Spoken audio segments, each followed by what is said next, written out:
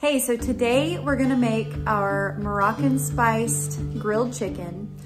I'm going to have my husband on here. He's gonna tell you what he's doing because he's the one in charge of the grill. So I'm gonna give you the recipe. It'll be linked below and I'll show you how we make it.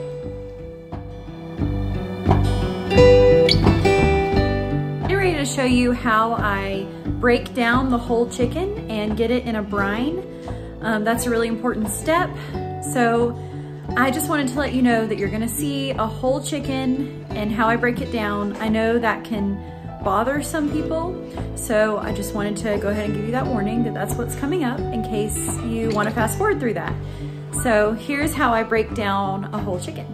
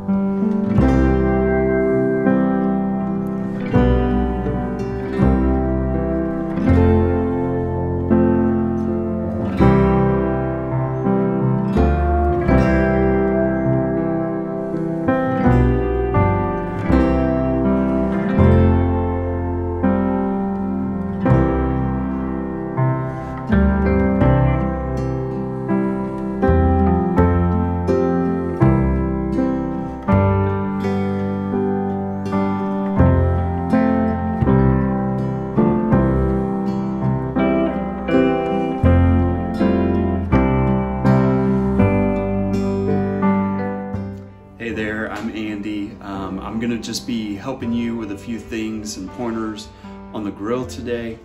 Some simple tools, little tips, and kind of how to go about cooking the chicken. Now, a few things to know.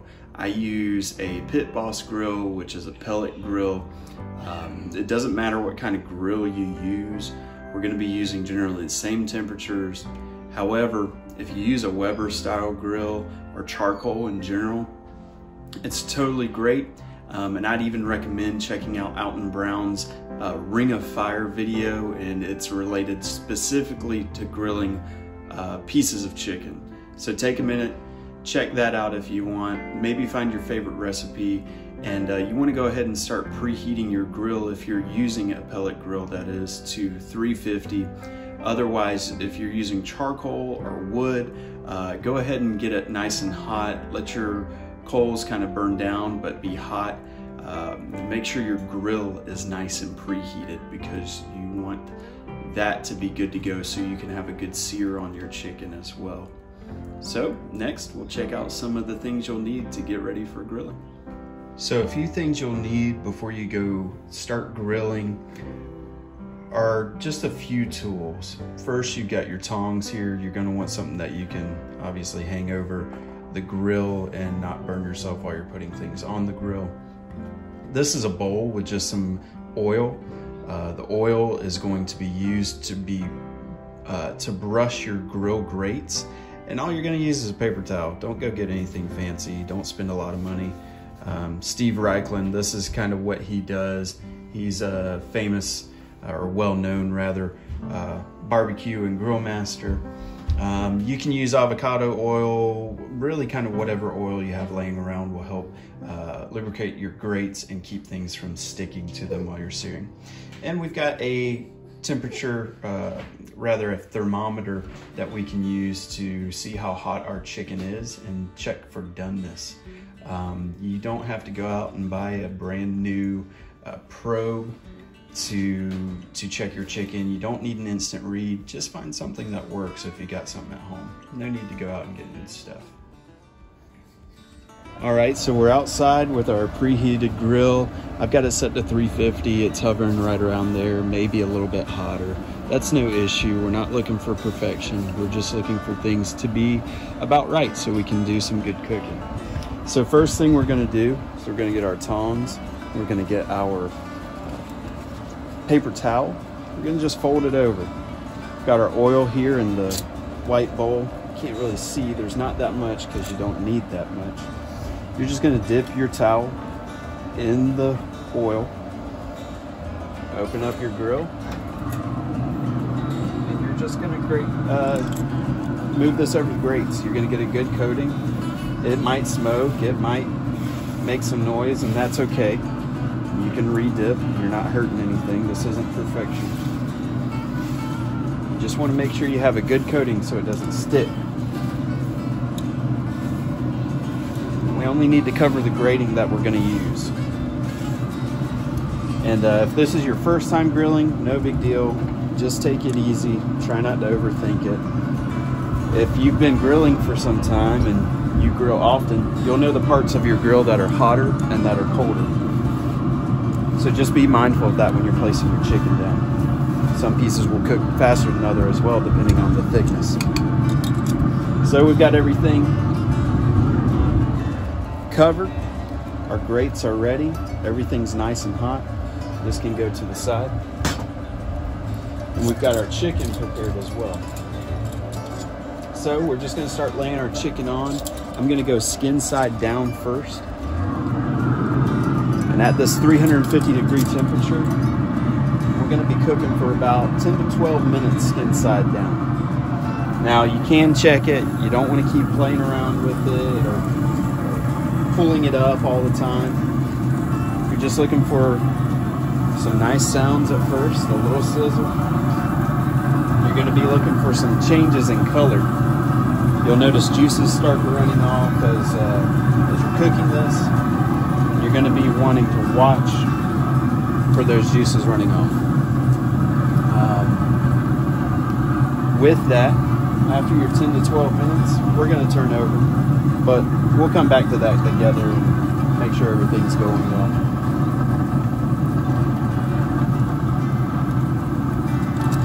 go ahead and close your lid and let it sit 10 to 12 minutes.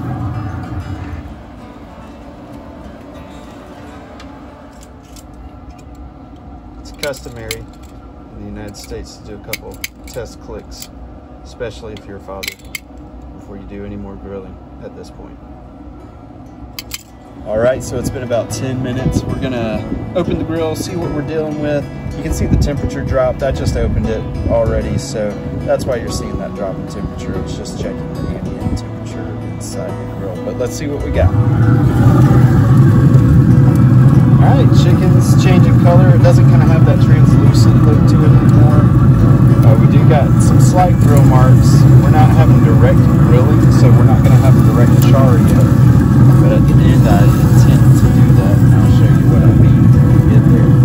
However, everything's looking good. I'm seeing some of the juices come up. I can see that we're getting some grill marks, like I stated. So we're just going to keep on keeping on right now. We've got about 5 to 7 minutes left, so let's see what we're dealing with today.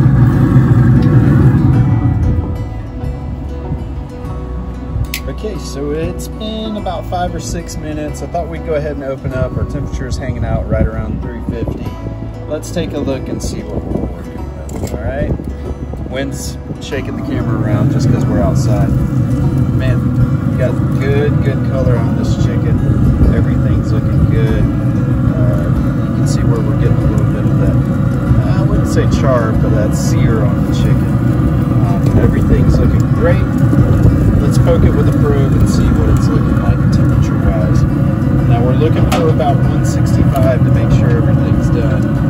This is just a simple thermometer that my wife got me for my birthday. It is not an instant read, but it doesn't have to be. Does it make things quicker? Sure, it will. But don't rush out just to go get something like that. Use what you've got laying around. Better tools don't make you a better cook necessarily, all right? So we're not quite there yet. We're at 136. Again, we're probably about 29 degrees off, something like that. So we want to make sure we get all the way there because we don't want to be dealing with any issues from things like salmonella or just having undercooked chicken. Nobody likes undercooked chicken. The breasts may cook differently than the legs and the thighs or the quarters, so just make sure you check on things. If your chicken is done in some areas and not done in others, that meaning some of the pieces are done before others, find the cooler spots on your grill to set your chicken in. That way they don't overcook. Alright, see, so we're getting some things that are pretty well done here. So I'm going to move some stuff around, keep things going for a little bit longer, and we'll pull the chicken off soon. It's looking good. Alright, it's been another few minutes. I'm going to just open up the grill. I shuffled some things around off camera, so I moved some of the chicken to the hotter parts of the grill. Again, that's just something you're going to get experience with as you grill more. One way to tell where things are hotter is just holding your hand out over different portions of the grill. Don't go too long though. You don't want to burn your hand. You just want to see what's going on.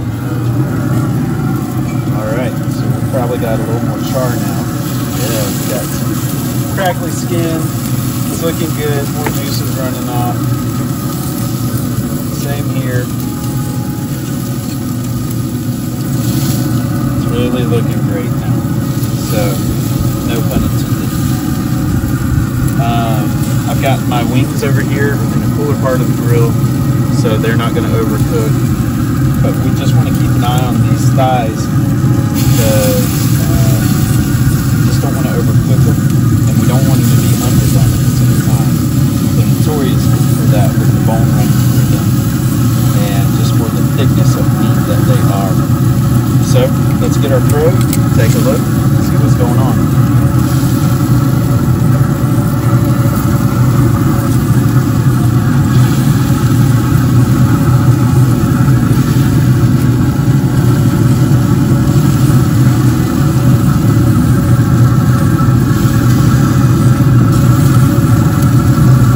Getting close. Oh hey, there we go, we made it. 73. We're definitely over. So I'm not worried. Everything still looks juicy because we can see it running out. We're going to go ahead and pull everything off of the grill now. Make sure everything's rested for just a few moments for the juices to redistribute. And we'll get eating soon.